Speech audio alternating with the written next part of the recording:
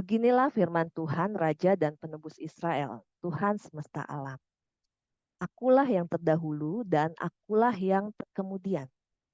Tidak ada Allah selain daripadaku. Siapakah yang seperti aku?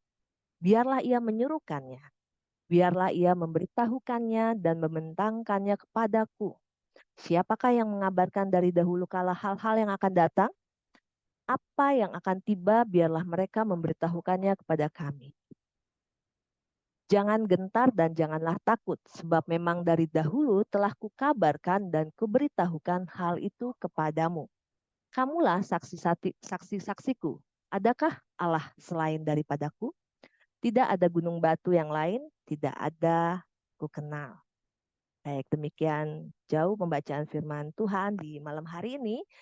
Berbahagialah setiap kita yang mendengarkan firman Tuhan dan merenungkannya serta melakukannya dalam kehidupan sehari-hari. Haleluya. Baik Bapak Ibu, pembacaan kita ini diambil dari kitab Yesaya dan di dalam kitab Yesaya ini, apalagi khususnya di dalam nats yang kita baca ini, saat saya merenungkannya, ini seperti Tuhan sedang meyakinkan kepada umatnya siapa dirinya. Ya seolah Tuhan bilang, ini loh aku yang dari dulu sudah ada gitu. Ini loh aku yang awal dan yang akhir, yang terdahulu dan yang kemudian. Gak ada loh, gak ada Allah lain selain aku. Ya seperti itu ya. Saya membayangkannya Tuhan tuh lagi gemes gitu, ngeyakinin pada Israel yang bandel, yang seperti lupa kepada Tuhan yang begitu dahsyat. Jadi malam hari ini kita mau kembali mengenal siapa sih Allah yang kita sembah. Ya, di dalam Yesaya ini dia berulang kali mengingatkan kepada bangsa Israel siapa Allah itu, siapa dirinya yang sudah melakukan segala perkara. Allah ini adalah Allah Immanuel. Allah Immanuel adalah Allah yang menyertai kita. Dalam Yesaya dan Matius ayat Immanuel. Ialah Allah yang menyertai kita. Malam hari ini saya ingin fokus pada judul ini saja. Nanti kita akan diskusi lebih panjang tentang bahan diskusi yang sudah disiapkan. Bangsa Israel adalah bangsa yang beruntung. Coba kita lihat dulu. Bagaimana sih latar belakang terbentuknya bangsa Israel? Awal mulanya bangsa Israel ini ada. Kalau kita lihat sejarahnya ya, awal mulanya Allah menjanjikan kepada Abraham. Abraham, kamu akan mempunyai bangsa yang besar gitu ya. Padahal anaknya waktu itu nggak ada. Dia baru mempunyai sekitar usia 100 tahun. Dari situlah Abraham melahirkan Ishak. Dari Ishak lahirlah Esau dan Yakub. Ya, dari Yakub inilah ada keturunan yang namanya Yusuf. Yusuf ini dibuang ke Mesir, ya. Akhirnya dia memimpin di Mesir. Dan ketika satu masa yang susah datang, bapaknya Yakub ini hijrah ke Mesir. Dan mereka hidup lama di Mesir sampai mereka beranak berkembang biak ya menjadi sangat banyak sehingga membuat Firaun yang sudah berganti generasi menjadi takut. Ini kok bangsa Israel semakin banyak ya, jangan-jangan nanti mereka akan menyerang kita seperti itu ya. Jadi awal mulanya bangsa Israel ini kan dari Yakub ya. Yakub yang disebut Israel. Dari situlah ketika Firaun waktu itu melihat bangsa ini semakin kuat, maka bangsa Israel dijadikan budak. Mereka hidup dalam perbudakan, dikuasai oleh Mesir. Di dalam perbudakan mereka tidak punya kebebasan. Mereka tersiksa, mereka menderita selama waktu yang sangat lama. Hingga suatu hari Musa diutus Tuhan untuk membebaskan bangsa Israel itu dari tanah Mesir. Ya. Bangsa Israel ini saya bilang bangsa yang beruntung karena inilah bangsa yang menyaksikan sendiri dengan matanya keajaiban-keajaiban dan kedahsyatan yang dilakukan Allah.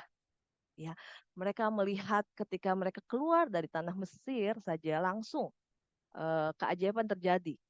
Laut itu terbelah dan mereka bisa lewat. Itu Kalau kita imajinasikan, kalau kita nonton filmnya kayak sesuatu yang mustahil, tapi itu mereka saksikan. Terus mereka berjalan dalam tiang awan dan tiang api.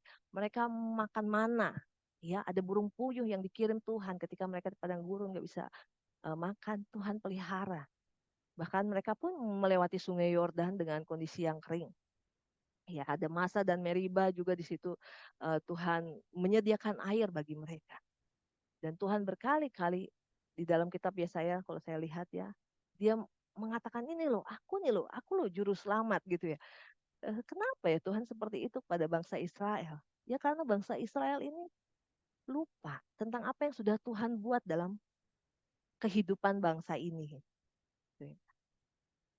Ini tuh kayak kalau saya bayangkan ini saat Tuhan meyakinkan bahwa akulah Tuhan, itu kayak seorang istri mungkin ya yang suaminya mungkin selingkuh gitu ya, berpaling dengan perempuan lain, lalu dia bersamakan ini loh aku nih yang udah menemani kamu dari nol gitu ya, sampai kamu belum apa-apa sampai sekarang, kenapa kamu berpaling ya, gitu kurang lebih seperti itu ya. Saya mengimajinasikannya dan bangsa Israel ini di kitab Yesaya ini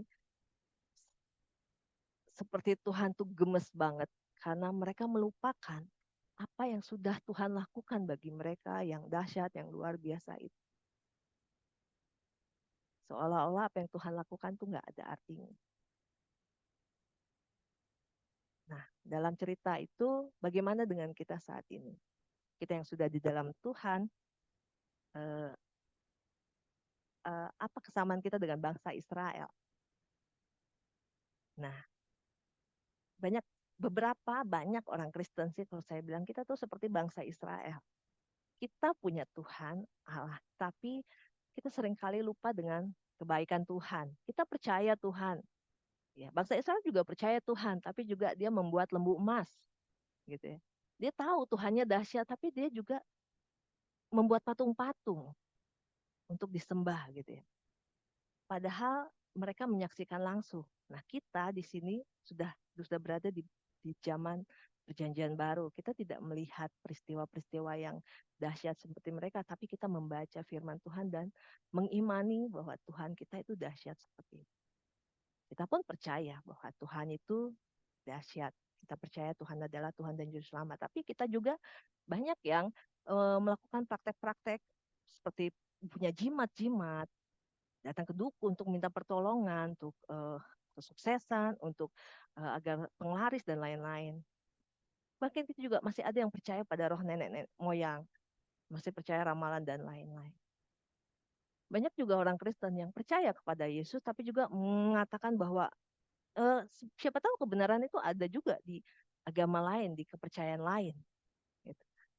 Kita Kristen, tapi kita juga mungkin mengatakan bahwa bisa saja orang yang hidupnya baik, gitu ya, penuh kasih sayang, tidak mengenal Yesus, justru mereka yang masuk surga. Nah, um, saya teringat kitab Roma 16 ayat 17, saya ambil dari bahasa Indonesia masa kini. Paulus mengingatkan waktu itu kepada umat di Roma. Saudara-saudara, kata dia, saya mohon dengan sangat, ini terjemahannya saya enak sekali gitu baca. Saya mohon dengan sangat, hati-hatilah terhadap orang-orang yang menimbulkan perpecahan dan yang mengacaukan kepercayaan orang kepada Tuhan. Hal itu bertentangan dengan apa yang sudah diajarkan kepadamu. Jauhilah orang-orang seperti itu. Jadi Paulus sadar benar bahwa eh, di antara umat Tuhan ada juga orang-orang yang bisa menimbulkan perpecahan dan juga mengacaukan kepercayaan kita kepada Tuhan. Yang membuat kita ragu, benar nggak sih Tuhan Yesus itu Tuhan dan Juru Selamat? Benar nggak sih Tuhan itu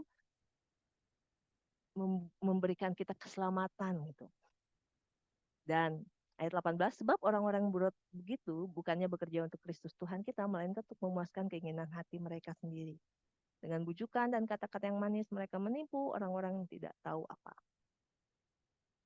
Apakah Bapak Ibu pernah mengalami ketika sebagai orang Kristen, Bapak Ibu diajari juga hal-hal yang membuat Bapak Ibu sempat ragu. Oh gitu ya, jadi keselamatan ternyata belum tentu ada di dalam Yesus.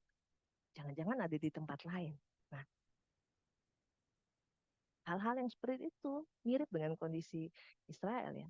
Kita bisa berpaling dengan mudah jika kita tidak benar-benar mengimani bahwa Yesus itu adalah Tuhan dan Juru Selamat.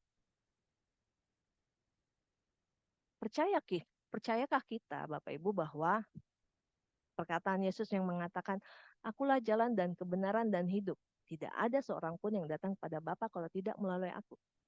Ini Tuhan Yesus mengatakan, tidak ada seorang pun yang datang pada Bapa kalau tidak melalui aku. Tetapi kadang-kadang kita masih ragu. Kita masih mencari keselamatan yang lain yang bisa membuat kita yakin bahwa kita bisa mendapatkan hidup yang kekal. Padahal di dalam perkataan Yesus ini sudah sangat jelas bahwa tidak ada seorang pun yang datang kepada Bapa, kepada Allah, kalau tidak melalui aku. Jadi nggak ada jalan lain, baik itu mau jalan kebaikan gitu ya, mau jalan apapun, kalau dia tidak melalui, maka jalannya tidak sampai kepada Bapa. Apakah kita benar-benar percaya pada kalimat Tuhan Yesus ini? Atau jangan-jangan kita sendiri masih ragu dan bertanya-tanya tentang jalan dan kebenaran dan hidup.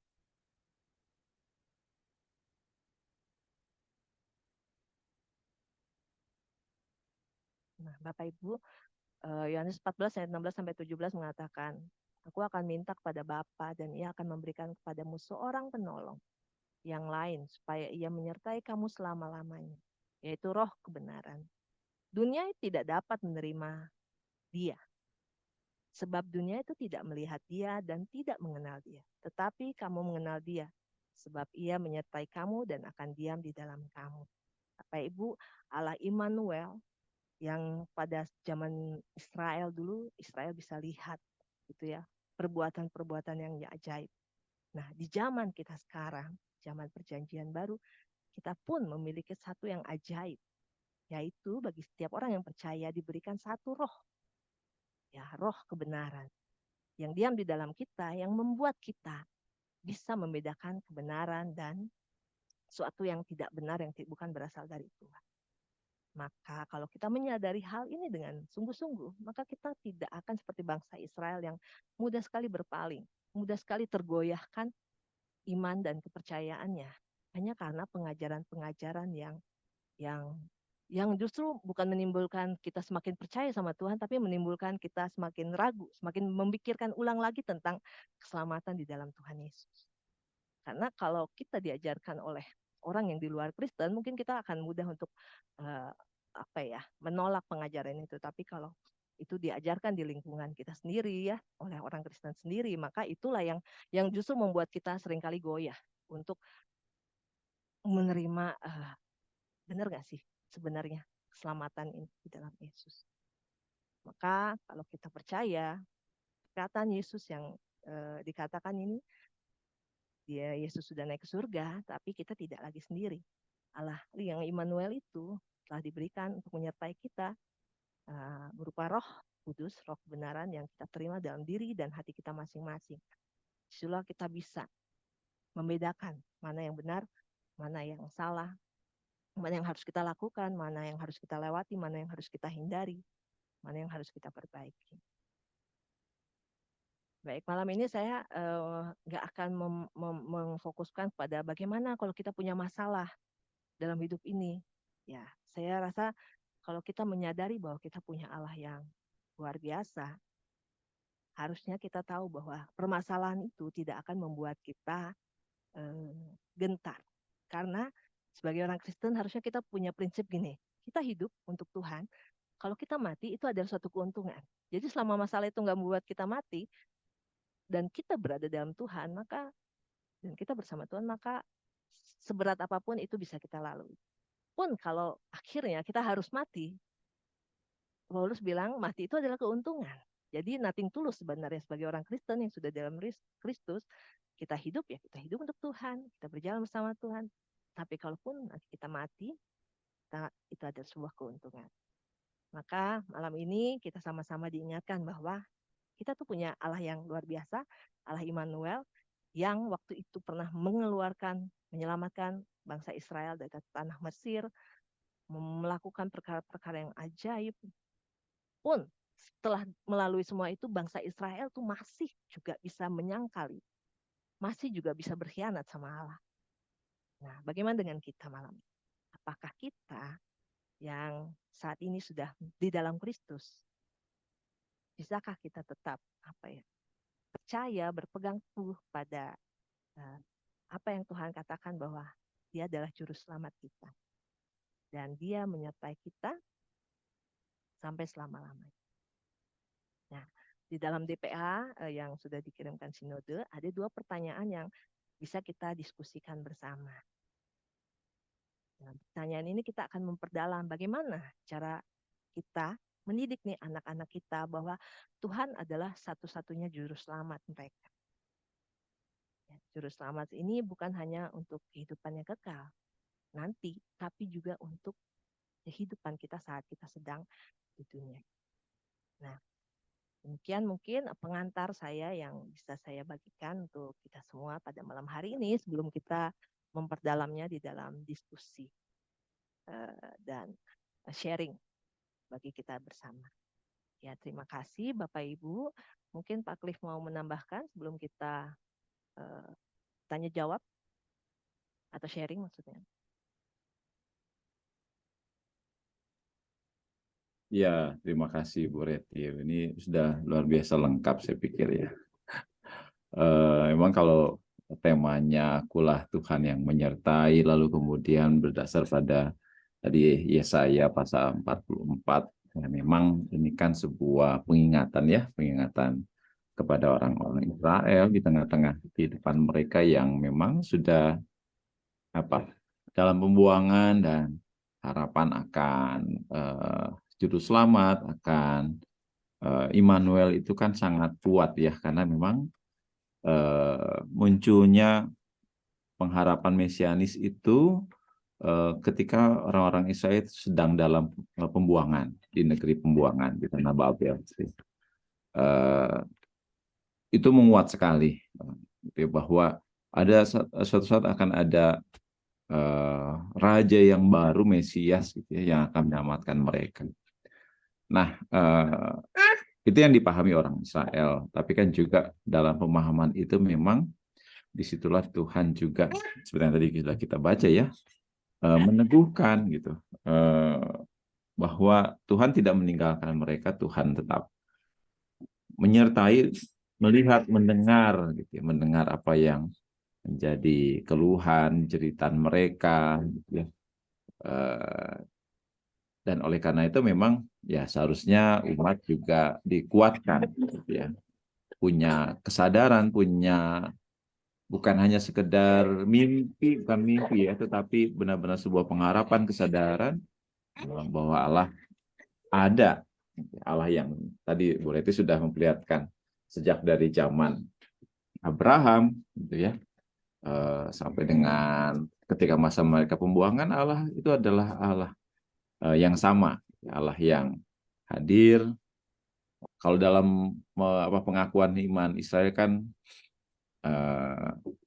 Allah Yakub, Allah Abraham, Allah Yakub gitu ya. Itu memperlihatkan bahwa Allah itu ya memang bukan Allah yang satu zaman saja, tetapi ya dari dulu sampai dengan ketika mereka di dalam pembuangan ya Allah yang sama, Allah yang menjadi harapan buat mereka. Dan memang tuntutannya satu kan, bagaimana mereka setia pada Tuhan, bagaimana mereka beriman terus meskipun dalam persoalan tadi, meskipun dalam segala kondisi yang sulit, mereka diharapkan untuk tetap ya mengakui gitu ya, beriman pada Tuhan. Nah, itu yang menjadi sumber kekuatan pengharapan mereka di tengah-tengah persoalan kehidupan. Ya mungkin itu yang mau saya tegaskan buat Bapak Ibu. Terima kasih Bu Reti. Terima kasih Pak Cliff ya. Sudah memperkaya sharing kita renungan malam hari ini. Tuhan meneguhkan bangsa Israel justru di saat bangsa Israel ini sedang rapuh-rapuhnya ya, sedang dalam masa pembuangan. Mari Bapak Ibu, seperti yang sudah tadi saya sampaikan, di zaman sekarang ini bagaimana nih Bapak Ibu kita meneruskan iman kita kepada generasi yang ada di bawah kita, khususnya anak-anak kita. Bagaimana kita, mungkin Bapak Ibu yang sudah punya anak bisa sharing pada kita cara kita mendidik anak agar mereka mengetahui bahwa Tuhan adalah satu-satunya juru selamat dalam hidup mereka. Satu-satunya ya, bukan salah satunya, tapi satu-satunya juru selamat. Silakan, mungkin ada yang mau memulai sharing di malam hari ini. Saya lihat di sini ada Bu Seven. Selamat malam, Bu Seven. Ada Pak Binsar, ada Ibu Atta. Selamat malam, ada Teteh Ode juga. Boleh kita saling menguatkan untuk nomor 1 ini. Boleh sharing Bapak Ibu. Karena saat ini pengajaran itu sangat banyak ya, apalagi YouTube ya, TikTok, gitu, IG, aliran Kristen pun sangat banyak gitu ya. Dan semuanya tuh terlihat seperti benar semua. Nah, bagaimana nih agar kita bisa mendidik anak-anak kita agar tetap berada dalam pengajaran yang benar, yang sesuai dengan firman Tuhan. Ada yang sudah siap untuk buka mic? Walau tanpa kamera tidak apa-apa. Iya, Bu Reti, memang ini bukan pertanyaan yang mudah ya. Apalagi buat kita orang tua yang anaknya masih kecil-kecil gitu ya. Kalau anaknya sudah beranjak dewasa sih agak lebih mudah gitu kan.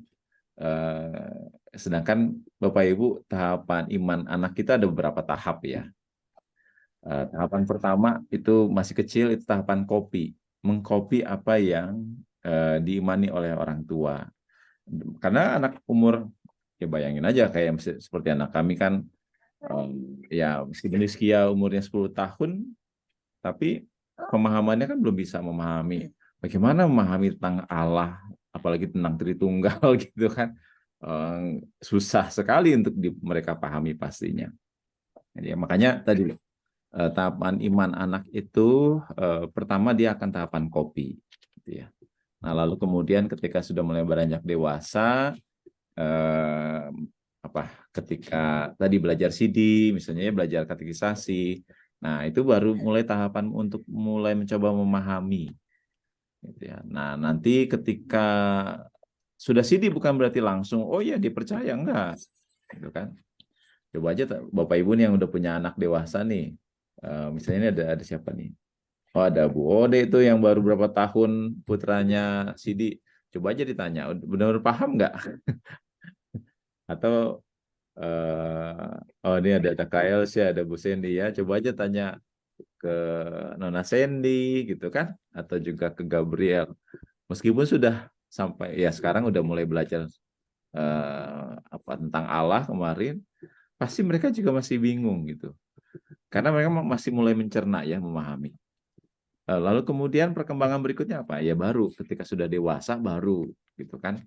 Entah tahapan orang kan beda-beda ya. Umur berapa baru benar-benar dia punya pemahaman iman yang utuh gitu. Nah, ini tadi kembali jujur saja saya sebagai pendeta pun juga kesulitan untuk bisa mengajarkan anak ya tentang Tuhan Sang Juru Selamat itu buat mereka yang masih kecil.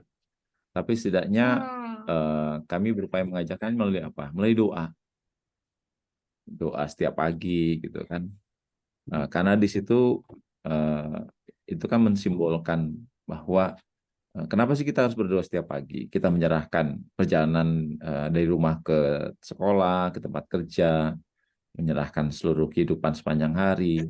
Itu kan juga salah satu cara ya, yang sederhana mau menegaskan bahwa ya hidup kita ini kita serahkan pada Tuhan, Tuhan yang memiliki kehidupan, Tuhan yang akan menyertai kita gitu dalam seluruh kehidupan kita, menolong anak-anak untuk belajar gitu kan.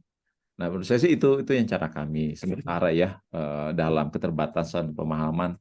Karena ya bersyukur juga kadang-kadang di mobil tuh Bapak Ibu, ini pengalaman kami, kadang-kadang ada aja pertanyaan-pertanyaan yang, wih, dari Clay gitu kan. Karena umur-umur 6-7 tahun kan memang masa-masa bertanya ya. Itu kadang-kadang ada pertanyaan-pertanyaan yang sulit untuk dijelaskan. Waktu itu apa ya? Tentang Tuhan apa? Tentang sorga ya kalau nggak salah juga pernah gitu. Waduh, gimana ya? Nah itu memang Oh, tentang kematian juga waktu itu pernah. Gitu. Nah, itu kan hal yang memang tidak mudah untuk diajarkan dengan bahasa anak sekalipun gitu ya. Cuma ya tadi cara sederhana dengan doa aja dulu deh gitu, supaya memang mereka memahami ya hidup mereka itu harus diserahkan pada Tuhan ya, karena Tuhan yang akan memimpin mereka. Ya, mungkin itu dari pengalaman kami, Bu Reti, Bapak Ibu. Baik. Terima kasih Pak Cliff ya. Tadi sharing dari Pak Cliff, salah satu cara ya untuk mendidik anak-anak kita untuk mengenal juru selamatnya yaitu eh, contohkan dan ajarkan mereka untuk berdoa. Ya. Dari situ mereka akan mengenal bahwa eh, mereka punya Tuhan, mereka punya juru selamat, dan dengan doa mereka memasrahkan hidupnya pada Tuhan. Baik, ada lagi yang mau sharing? Kak Nita, Bu Sandy, Pak Andri.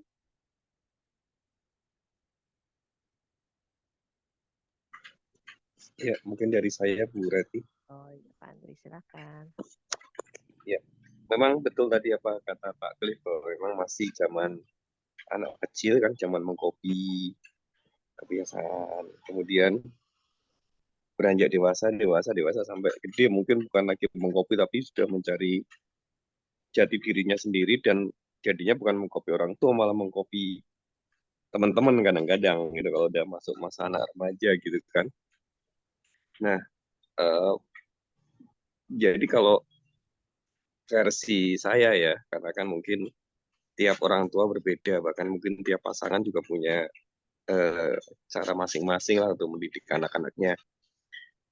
Jadi bagaimana caranya kita mendidik anak-anak bahwa Tuhan adalah satu-satunya, ya kita harus menggaungkan kebaikan Tuhan itu kepada anak-anak. Apabila misalkan kita dapat rezeki, misalnya, ya kita sharingkan rezeki itu dengan anak-anak sambil mengatakan bahwa ini dari Tuhan, bukan karena papa mama bekerja keras, bukan. Bekerja keras mah nggak akan dapat apa-apa. Tapi karena kebaikan Tuhan, itu yang menjadikan papa mama bisa membeli ini, bisa membeli itu. Itu yang pertama. Jadi kita harus, saat kita mendapatkan rezeki, kita berbagi dengan anak-anak kita, sambil mengatakan bahwa ini adalah dari Tuhan, bukan dari bukan bukan bukan karena kerja keras kita. Terus yang kedua, dari sikap. Nah, ini saya beruntung nih punya istri yang tiap hari meletakkan Alkitab di atas meja. Jadi kita bisa, jadi ada Alkitab. Oh iya, jadi kan secara nggak langsung diingatkan gitu ya. Diingatkan untuk membaca Alkitab gitu kan. Ya, saya jadinya juga jadi diingatkan juga untuk membaca Alkitab. Ya, terima kasih ya buat istri saya. Itu. Jadi memang kalau dari saya sih seperti itu, mungkin Bu Reti, untuk bagaimana mendidik anak-anak kita bahwa Tuhan adalah satu-satunya Tuhan dan Juru Selamat. Terima kasih. Ya, terima kasih Pak Andri yang sudah membuka rahasia rumah tangga. Iya, Bapak Ibu, kalau di kami memang eh, apa ya, kami kalau mungkin salah atau benar saya nggak tahu gitu ya. Tapi memang dari kecil, justru dari kecil karena Pak Cliff tadi kan bilang ya, ini masa-masa 0 sampai 5, 6 itu kan masa copy paste ya. Jadi ya mereka didoktrin habis-habisan gitu istilahnya. Baca Alkitab pagi, bangun tidur udah berdoa atau belum? Gitu. Kalau bangun tidur harus berdoa ya. Sebelum tidur harus berdoa. Itu terus diskusi ya. Baca Alkitab, cerita tiap malam itu sebelum tidur. Peristiwa-peristiwa yang perjanjian lama itu kan ceritanya lucu-lucu ya. Nah, jadi anak-anak tuh seru gitu. Oh iya ya, ada peristiwa tentang Gideon gitu ya. Peristiwa tentang Musa membelah, peristiwa tentang yang lain-lain. Ya, jadi kita membiasakan untuk mempercakapkan Tuhan di dalam kehidupan sehari-hari. Tapi bukan berarti kita sok rohani. Itu tujuannya agar mereka terisi lah. Kalau saya sih ya. Walaupun mereka juga bukan kita ini bukan keluarga yang sempurna. Tapi buat saya sih itu adalah bekal agar mereka benar-benar apa ya, nggak terombang-ambingkan dengan pengajaran yang lain ketika nanti mereka dewasa. Mereka nggak lagi ragu bahwa Tuhan itu memang satu-satunya, nggak ada yang lain gitu. Apa sih bedanya kita dengan agama lain. Mungkin banyak orang bilang sama aja, semua agama mengajarkan kebaikan, benar. Semua agama mengajarkan kebaikan, tapi semua agama yang di luar kita itu mereka sedang mencari, berusaha mengupayakan bagaimana agar mereka bisa selamat. Makanya mereka melakukan banyak hal baik, beramal dan lain-lain. Tapi bedanya dengan kita ini nggak layak. Kita ini semua berdosa, tetapi Tuhan memberikan kita kebaikannya, kasih karunia-Nya dengan menghapuskan dosa kita ketika kita mau percaya kepadanya. Itu aja, sesimpel itu. Tapi nggak semua orang bisa melakukan itu. Karena dianggap terlalu mudah. Mana mungkin gitu ya. Surga diperoleh hanya dengan percaya kepada Yesus. Tapi itulah kasih karunia. Itu bedanya. Jadi ketika ada pengajaran yang mengatakan semua agama saya, sama. Kalau saya sudah mengajarkan pada anak-anak bahwa nggak sama. Beda. Bedanya ya itu tadi. Jadi itu sih kalau kami sih caranya yaitu membiasakan, mungkin seperti ritual ya, tapi ya kita membiasakan itu sehingga itu menjadi lifestyle mereka. Bangun tidur, belum tidur, baca Alkitab sehari minimal 1 ayat kata saya. Jadi kalau anak saya Rara udah begadang terus belajar terus sampai malam, ya si Rara ini kan sampai malam 11 jam setengah 12 kadang baru tidur. Saya kalau marah kadang-kadang marah, kamu ngabisin waktu banyak-banyak buat sekolah, udah nyediain waktu belum buat Tuhan. Cuma kamu ngejar nilai, ngejar ini, tapi kalau kamu nggak dekat sama Tuhan itu semua sia-sia gitu. Jadi saya nggak nuntut anak saya untuk belajar, dia sendiri yang ngempus. Justru saya ngerem dia agar nggak terlalu ngejar yang kayak gitu. Harus punya waktu untuk Tuhan. Nah, seperti itu sih kalau di kami Bapak Ibu. Ya, kami sadar kami jauh dari sempurna, tapi itu yang kami usahakan untuk menjaga anak kami dari uh, masa depan yang semakin mengerikan. Ya, silakan yang lainnya bisa juga berbagi, Kak Nita, Bu Sandy, Bu Ode yang sudah lebih besar lagi anaknya. Karena ini 2 pertanyaan ini bisa dijawab sekaligus ya Bapak Ibu jika mau sharing. Mangga.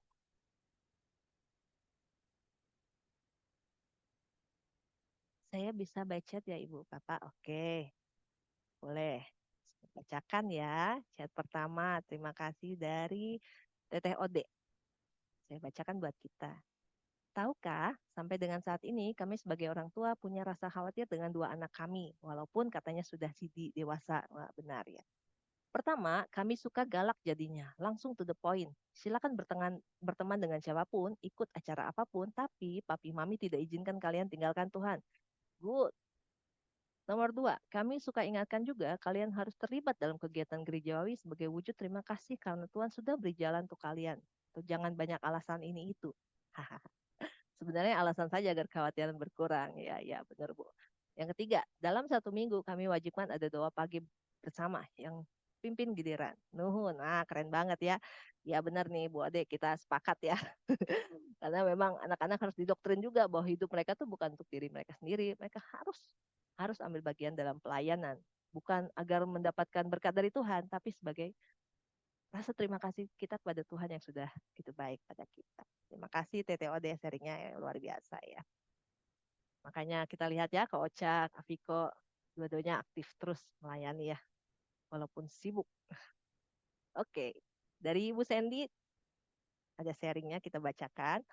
Izin sharing Bu Reti dan Bapak Ibu, seperti doa, membaca Alkitab, dan cerita tentang kebaikan Tuhan yang disampaikan Pak Pendeta Cliff dan Pak Andri, kami juga mengisahkan kembali kepada anak-anak tentang pengalaman hidup ya kami sebagai orang tua, maupun kisah masa lalu kakek, nenek buyut yang merupakan bukti bahwa keselamatan adalah dari Tuhan Yesus Sang Juru Selamat. Ya, sepakat ya kita Bu Sandy ya. Kita mengulang-ulang cerita itu ya. Mungkin ceritanya sama sampai anak itu hafal ya. Dan mereka mendapatkan satu keyakinan bahwa iman papa mamahnya adalah iman yang harus mereka, bukan harus sih maksudnya, iman yang akan mereka teladani. Karena mereka melihat apa yang papa mama, kakek nenek mereka lakukan. Ya, kita kalau kata orang perjanjian lama membosankan, justru kalau kata saya perjanjian lama tuh seru. Karena banyak sekali cerita-cerita yang kalau dibaca benar-benar tuh amazing gitu ya. Nggak masuk akal. Sami-sami nuhun semua sama-sama Bu Ode. Terima kasih Bu Ode dan Bu Sandy atas sharingnya. Oke, nomor 1 dan nomor 2 ada yang lagi yang mau sharing, untuk berbagi dengan cerita seperti ini ya. Kita mungkin dapat inspirasi ya dari Bu Ode, dari Bu Sandy, dari Pak Cliff, dari Pak Andri ya. Bagaimana nih kita bisa mulai, belum terlambat. Apalagi anak-anak kita masih kecil, masih masa-masa golden age ya, kita bisa mendidik anak-anak kita untuk percaya bahwa Tuhan Yesus adalah satu-satunya juru selamat. Kak Nita nih, belum nih Kak Nita. Kak Nita mau berbagi, Pak Firman, Bu Enda. Bentar ya. Oke, silakan. Mas Vio. Ya, Silakan. Terima kasih ya Ibu Reti. Sebenarnya sih saya bukan orang tua yang bisa dikatakan role model atau seperti apa gitu. Tapi saya justru bersyukur gitu dengan orang-orang di sekeliling anak saya gitu ya. Jadi setidaknya mungkin pola didik orang tua yang mungkin banyak kekurangan bisa tertutupi gitu. Di sekolah gitu ya kan, pagi pasti ada renungan itu. Terus seminggu sekali ada ibadah, ada PA juga ternyata saya lihat di jadwal. Nah, pas hari Minggu juga terbantu sama guru-guru sekolah minggu gitu. Jadi saya tuh sebagai orang tua malah tinggal ya istilahnya melengkapi sedikit saja gitu dengan bantuan Bapak Ibu, rekan-rekan dan guru-guru yang ada di sekitar anak saya gitu. Yang perlu dilakukan agar terus mengimani bahwa penyertaan Tuhan itu ada dalam hidup keluarga kami, anak-anak, yang pastinya ya kita percaya gitu ya, dan kita tidak tidak lupa gitu ya bahwa semua kebaikan Tuhan itu harus kita singkapi dengan ucapan syukur gitu. Entah itu kita berdoa, sedikit membaca Alkitab, atau sekedar bernyanyi tentang lagu gereja, atau karena anak kami masih kecil ya, sebenarnya belum bisa dikatakan oh ini sukses ini mendidik bagaimana Tuhan itu menggambarkan satu-satunya juru selamat buat anak-anak saya gitu. Tapi ya nanti mudah-mudahan ke depannya saat dewasanya dia akan ingat gitu. Kalau di keluarga saya pribadi dulu di kampung gitu ya, lebih intens karena tiap malam itu kita ada ibadah keluarga di rumah gitu. Tapi sekarang sih saya pribadi belum melaksanakan itu. Nggak tahu nanti kalau misalnya terjadi, wah gimana bapaknya itu. Kan pemimpin bapak Ibu. Iya, betul. Ibu mendorong. Ya, maksudnya yang penting kita istilahnya sebisa mungkin lah mendorong anak-anak dan keluarga untuk dekat sama Tuhan dengan cara yang bisa kita lakukan. Saya juga suka dengan share-share dari Bapak Ibu ya yang punya anak jauh lebih besar gitu ya, mungkin akan menjadi pedoman kami juga yang masih kecil-kecil ini. Terima kasih. Baik, terima kasih Bu Nita dan Pak Firman atas sharing. Iya. Silahkan, Ibu Endah, udah open mic. Iya. Mangga. Ya, saya sih senang dengar pengalaman dari adik-adik. Saya katakan adik-adik karena mungkin saya udah lansia. Saya juga udah nggak punya anak kecil. Mungkin agak berbeda dengan saya pengalaman adik-adik ini atau ibu-ibu bapak yang di sini, karena saya mendidik anak saya itu memang dalam perbedaan.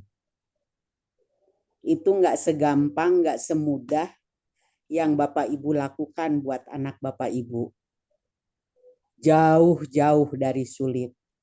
Bukan saja sulit di dalam rumah tangga sendiri, juga kita sulit dengan keluarga dari pihak suami, keluarga orang-orang di sekitar, tetangga, itu kan kita nggak lepas dari mereka. Jauh sama sekali dengan pengalaman yang Bapak Ibu lakukan sekarang. Eh, saya mungkin Bapak Ibu bisa lihat sekarang kita tuh bukan merasa sukses, bukan sukses namanya. Bisa melakukan itu karena pertolongan Tuhan, bukan karena kita hebat. Nggak ada apa-apanya. Saya bukan orang yang setia rutin baca Alkitab. Orang yang kadang lupa untuk berdoa, misalnya kadang ke susu buru-buru, bisa tuh ditinggalin gitu ya. Aduh ini udah jam berapa nih, saya harus pergi gitu. Bisa tuh, nanti minta ampun lagi gitu. Tetapi saya membiarkan anak saya untuk belajar. Mau dari bapaknya, mau dari lingkungan sekolah, mau dari lingkungan dia bergaul. Saya selalu bilang, saya mendidik kamu itu memberikan ini baik. Sekarang tinggal tergantung dari kamu.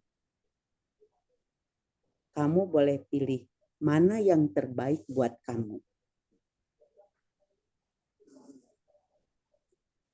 Jadi pada saat mereka mau dibaptis, mereka harus minta izin.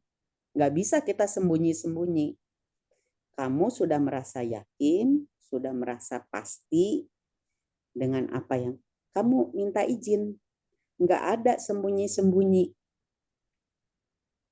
Jadi pada saat mereka mau izin dibaptis, karena anak saya CD dan baptis itu dibarengkan setelah mereka dewasa. Dan mereka meminta izin sama bapaknya. Karena bapaknya beda dengan kami, mereka yang minta izin. Pak, boleh nggak teteh, adik dibaptis? Terus apa jawabannya? Selama kamu meyakini apa yang kamu yakini sekarang, bukan karena mamah kamu, bukan karena bapak kamu, karena itu keyakinan kamu sendiri, silahkan. Silahkan. Dan saya akan menjadi saksi buat kamu pada saat kamu disidi dan baptis. Itu buat saya satu anugerah yang luar biasa buat saya. Bukan saya hebat, saya nggak punya kemampuan apa-apa. Dan saya mau serahkan itu sama Tuhan, dan Tuhan bekerja buat mereka. Jadi selamat berjuang buat ibu-ibu muda, buat adik-adik, buat bapak-bapak. Karena tantangan Bapak Ibu ke depan itu jauh lebih sulit daripada saya. Bermacam-macam pengaruh, bukan saja, bahkan dari hobi kita juga bisa dipengaruhi oleh dunia luar. Hobi kita bermusik, hobi kita olahraga, hobi apapun itu bisa orang masuk mempengaruhi anak-anak kita. Jadi kita harus lebih hati-hati lagi. Harus benar-benar menurut saya perjuangan Bapak Ibu yang muda-muda ini lebih susah. Perjuangan anak saya yang udah punya anak pun lebih sangat susah lagi gitu. Jadi jangan mengandalkan kekuatan kita, tapi andalkan Tuhan. Itu aja dari saya. Terima kasih. Terima kasih sekali Bu Enda atas sharing yang luar biasa ya. Kita lihat Teteh Riri dan Teteh Vivi sampai sekarang masih tetap dalam imannya kepada Tuhan Yesus. Itu sungguh karunia yang luar biasa. Nggak kebayang ya susahnya pasti ya. Beda agama. Orang kita yang seiman aja seringkali beda cara gitu ya. Bapaknya caranya begini, mamanya caranya begini, apalagi yang berbeda keyakinan. Jadi luar biasa, Tuhan sudah menyertai Bu Endah serta anak-anaknya untuk tetap berada dan beriman pada Tuhan Yesus. Pesan Bu Endah, jangan andalkan diri sendiri, kita tetap andali Tuhan, andalkan Tuhan yang Immanuel. Oke, ada lagi Bapak Ibu? Mungkin satu lagi terakhir. Tadi kita mulainya jam 18.45 ya. Sekarang boleh satu lagi terakhir. Masih ada yang mau berbagi untuk memperkaya dan menguatkan kita semua karena ini zaman luar biasa ya. Anak SD udah buka TikTok, udah ini semua pengajaran masuk. Gimana caranya nih agar kita tetap bisa mendidik anak kita dalam itu?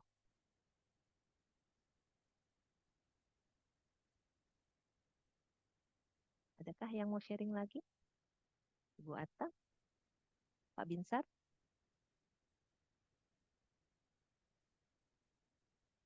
Bu Seven?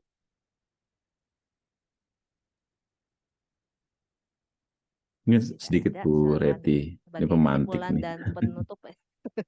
Ya, silakan Pak Cliff. Jangan, Oh, jangan. silakan nanti kalau ada lagi yang mau ini ya. Ya. Iya, saya sih teringat memang warisan iman orang tua itu penting ya, pengajaran orang tua itu penting. Waktu minggu lalu di KRT Pak Bisa saya juga sudah cerita tentang bagaimana mama saya selalu mendidik,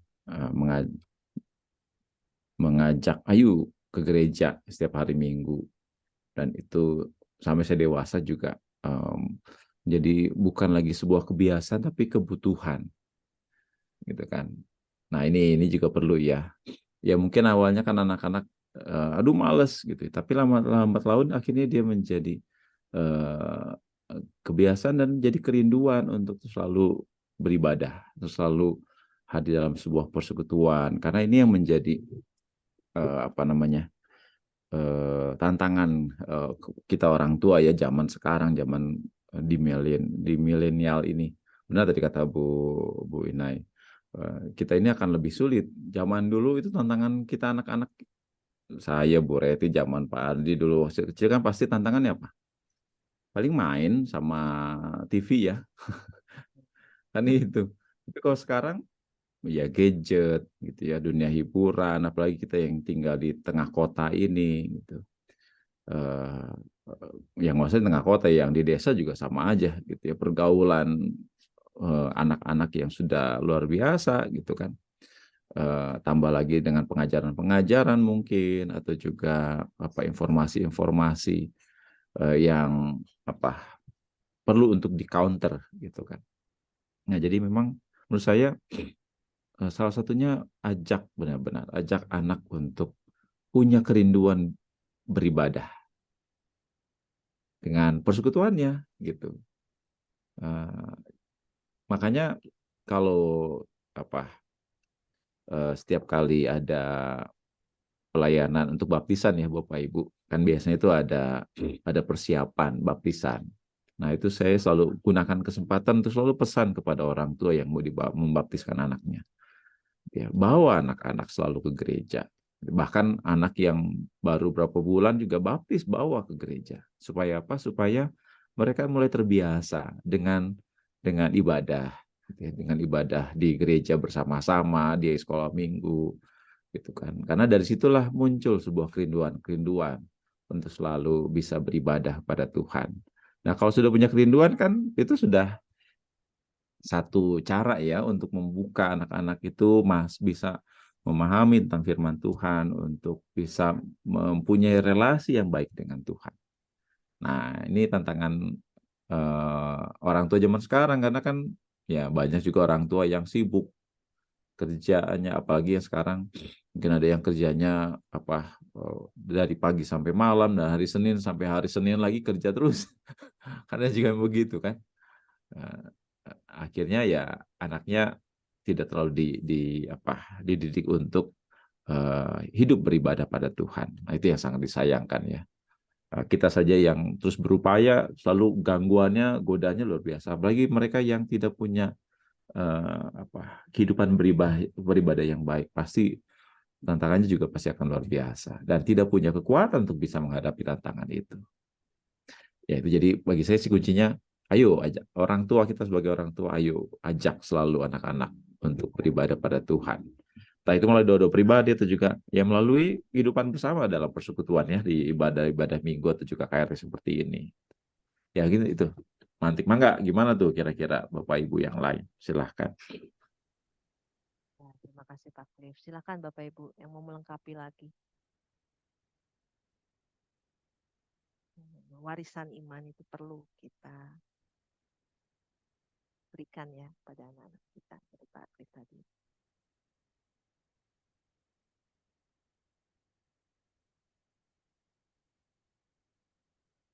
lagi yang belum ya?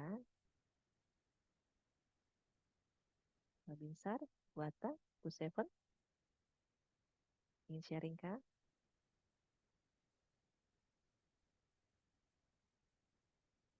Kakak Elsya, udah sampai rumah belum Kakak Elsya? Masih di motor?